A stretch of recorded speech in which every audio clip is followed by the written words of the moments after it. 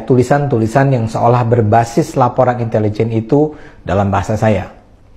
Jadi digambarkan bahwa sejak awal COVID, akhir 2019 sampai Juni 2021, jumlah tentara Cina yang masuk ke Indonesia dengan sepengetahuan dan restu pemerintah Jokowi sudah mencapai 14 juta orang.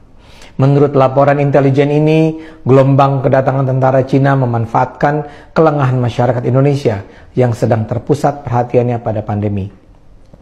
Targetnya pada 2024 sudah akan ada 100 juta warga Cina masuk Indonesia.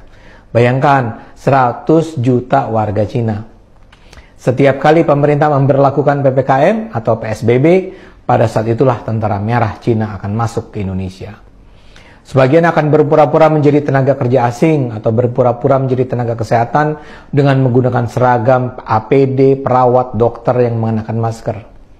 Dalam skenario besar ini, jumlah warga Cina akan mencapai pada titik di mana mereka akan menguasai Indonesia dan menyingkirkan warga pribumi.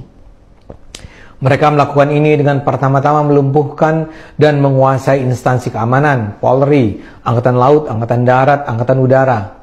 Langkah berikutnya adalah melumpuhkan ekonomi. Dengan kebijakan-kebijakan PPKM, ekonomi rakyat dan ekonomi pribumi akan melemah. Seluruh sendi-sendi ekonomi kaum pribumi lumpuh. Mereka yang bekerja di sektor informal tidak akan sanggup bertahan. Sementara sebaliknya, perusahaan-perusahaan Cina, terutama yang memiliki koneksi dengan bisnis di tanah leluhur, akan semakin berkibar dan berjaya. Karena itulah kebijakan PPKM akan terus diperpanjang Jokowi tanpa disadari oleh rakyat yang patuh begitu saja dengan keputusan rezim. Dalam kondisi krisis ini, rezim Jokowi akan semakin memperkuat hubungan kerjasama dengan Cina. Dengan alasan demi pemulihan ekonomi, pemerintah akan membuka lebar investasi Cina. Dan berbeda dengan investasi asing lain, Cina bukan hanya akan mengirimkan modal, namun juga mengirimkan manusia. Yang akan dikirim bukan hanya manajer, ahli, teknisi, tapi juga buruh. Maka di daerah-daerah di mana ada proyek yang dibiayai oleh modal dari Cina, akan juga ditemukan pemukiman-pemukiman yang diisi imigran Cina. Mereka tidak akan mau menggunakan pekerja lokal, karena tujuan mereka memanglah menjajah Indonesia. Mereka juga menguasai media massa.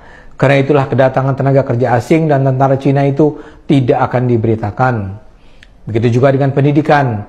Rakyat pribumi akan diperbodoh dengan sistem pendidikan daring.